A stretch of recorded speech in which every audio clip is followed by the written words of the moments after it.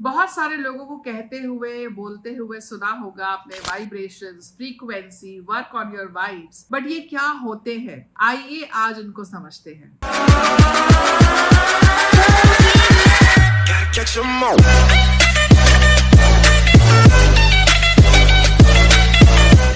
हाय, मेरा नाम है डॉक्टर प्रिया कौल। मैं एक स्पिरिचुअल लाइफ कोच, एक होप क्रिएटर हूँ और मैं उम्मीद करती हूँ कि आज की जो वीडियो होगी ये कहीं ना कहीं आपको जो एक जागन स्टेट में वर्ड्स बोले जाते हैं जो हर किसी को शायद समझ नहीं आते हैं, मैं उसके ऊपर कुछ अपने इनपुट्स आपको दे पाऊंगी। जानते हैं क्या होती है वाइब्रेशंस। आप सबके घर में एक रेडियो होता होगा या एक टीवी होता होगा। अगर आप उसको ऑन करते हैं और अगर आपको कोई गाना या न्यूज सुनना है तो आप क्या करते हैं? आप जैसे ही अपने रेडियो को ऑन करते हैं तो एक बजिंग साउंड आती है और उसी के बाद आप उसके अंदर जो मीटर लगा होता है उसको रोटेट करते हैं और एक फ्रीक्वेंसी पे उसको सेट कर देते हैं ताकि सैटेलाइट से जो सिग्नल्स वहां से रिसीव हो रहे हैं वो आप तक पहुंच सके। म्यूजिक के हो, चाहे वो न्यूज के हो, चाहे वो इन्फॉर्मेशन के हो। ऐसे ही हम सब हैं। कुदरत हर समय हर किसी को हर चीज दे रहा है, बट ये हमारे ऊपर डिफाइन करता है कि हम कौन से स्टेट ऑफ वाइब्रेशन में हैं ताकि हम उसको रिसीव कर पाते हैं या नहीं।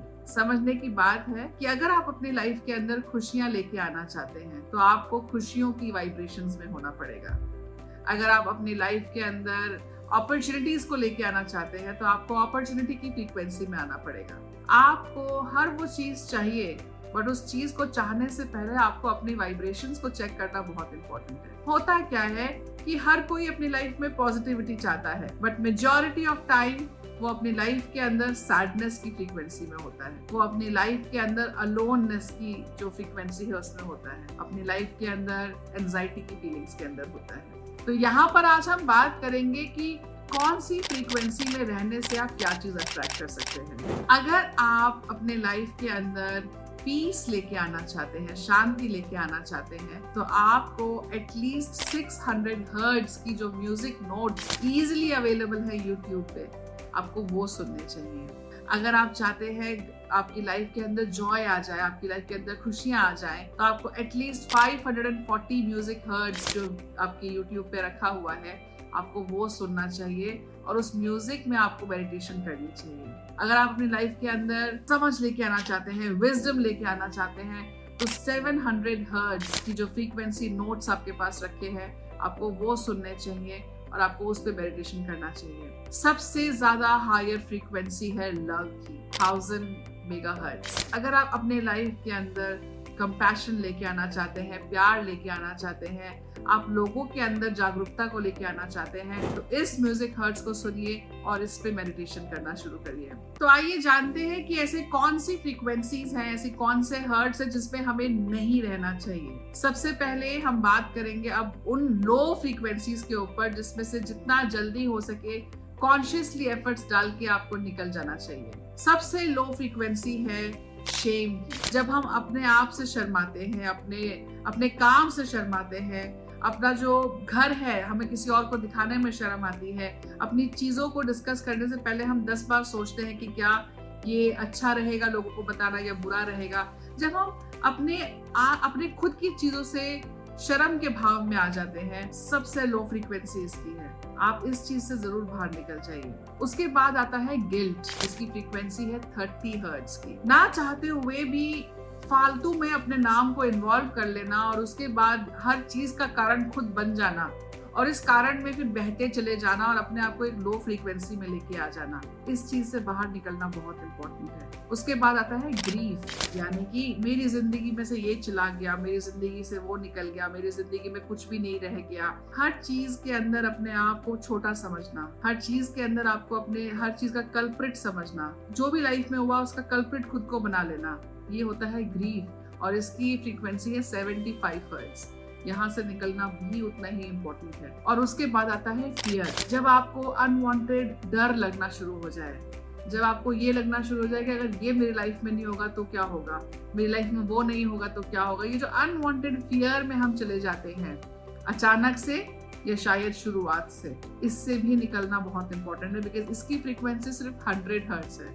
आप सोचिए कि हम कहाँ से कहाँ तक के जाने की बात कर रहे हैं। तो जब तक आप कॉन्शियस एफर्ट नहीं डालेंगे तब तक कुछ नहीं होगा। नेक्स्ट आता है वो वाला टॉपिक जो आजकल सबके पास है। सब मेजॉरिटी लोग इसी फ्रीक्वेंसी में फंसे हुए हैं। चाहत, मुझे ये चाहिए, मुझे वो चाहिए, मुझे ये चाहिए, मेरे पास ये होना चाहिए, बट करना कुछ भी नहीं है इसके लिए। एफर्ट्स नहीं डालना है। दूसरा अगर आपको कोई खुशी की न्यूज बता रहा है तो उसमें खुश नहीं हो रहे हैं, जलन की भावना लेके आ रहे हैं। 125 हर्ट्ज। तो सोचिए आप कहाँ फंसे हुए हैं। एंगर, हर बात पे गुस्सा करना, अपने आप से गुस्सा रहना, अपने आप से नाराज रहना। 150 हर्ट्ज। सोचिए हमें कहाँ से कहाँ पहुंचना है। और उसके बाद जो नेक्स्ट आता है जिसकी फ्रीक्वेंसी थोड़ा सा ही एफर्ट्स डालने के बाद आप एक अच्छी फ्रीक्वेंसी में आ सकते हैं, but again this is a low frequency.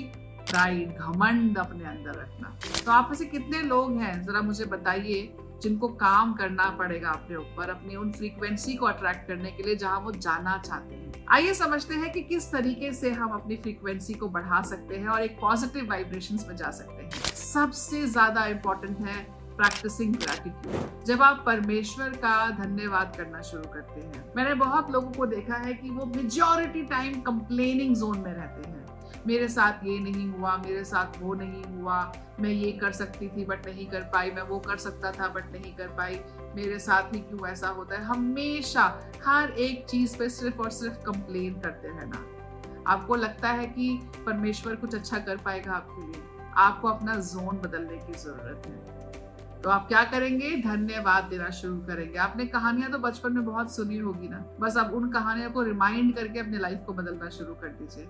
और अगर नहीं सुनी है तो मुझे बताइए, मैं अगले वीडियो आपको कहानी ही सुनाऊंगी। तो कहते हैं कि अगर आपके घर में छोटी से छोटी चीजें, अगर आपके पास खुद के पास भी छोटी से छोटी चीजें है ना, तो धन्यवाद देना शुरू करिए उन चीजों का। उसके बाद मेडिटेशन करिए, नेचर के साथ कनेक्ट हो जाइए, बाहर जाइए, पेड़ों से गले लगिए, प्लांट्स को देखिए, फूलों को देखिए, गानों को सुनिए।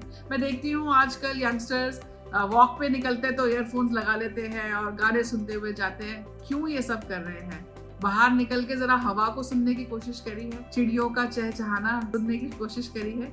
आसपास क्या लोग चल रहा है, लोग चल रहे हैं, मिट्टी की खुशबू आ रही है, कभी इनको महसूस करा है? तो नेचर से कनेक्ट होना बहुत इंपॉर्टेंट है। उसके बाद अपनी स्पेस को क्लीन करना है, अपने घर को क्लीन करना है। डेली बेसिस पे एटलीस्ट 2 टाइम स्मचिंग होना बहुत इंपॉर्टेंट है। और last but not the least, कुदरत से कनेक्शन क्रिएट करना है। कैसे कुदरत से कनेक्शन क्रिएट कर सकते हैं? कुदरत की चीजों के साथ जुड़ के थोड़ी देर पानी को टच करिए, थोड़ी देर मिट्टी को टच करिए, थोड़ी देर हवा को फील करिए, थोड़ी देर आप अपने मंदिर में बैठ जाइए या कहीं गुरुद्वारे में चले जाइए, या जो भी आपका रिलीजन है, आप जहाँ जाके आपको शांति मिलती है, आप वहां जाके बैठिए, आप उनके साथ कनेक्ट करिए और कॉन्शियस एफर्ट डालिए अपने थिंकिंग पैटर्न के ऊपर। कहाँ से कहाँ पहुंचना है, कैसे कर पाएंगे जब आपका थिंकिंग पैटर्न बदल जाएगा। तो बस यही सारी कहानी है वाइब्रेशंस और फ्रीक्वेंसी। अब आप जरा मुझे कमेंट करके बताइए कि आपने कहाँ से काम करना शुरू करना है और आप कहाँ तक पहुंचना चाहते हैं। जैसे कि मैंने आपको एक्सप्लेन करा कि कौन सी वाइब्रेशंस का कौन सा मेगाहर्ट्ज होता है,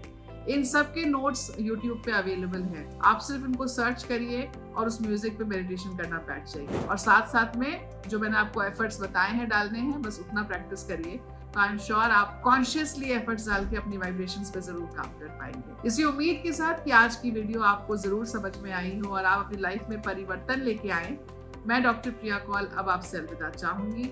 मिलेंगे अपने अगले वीडियो में एक नए टॉपिक के साथ। All the best.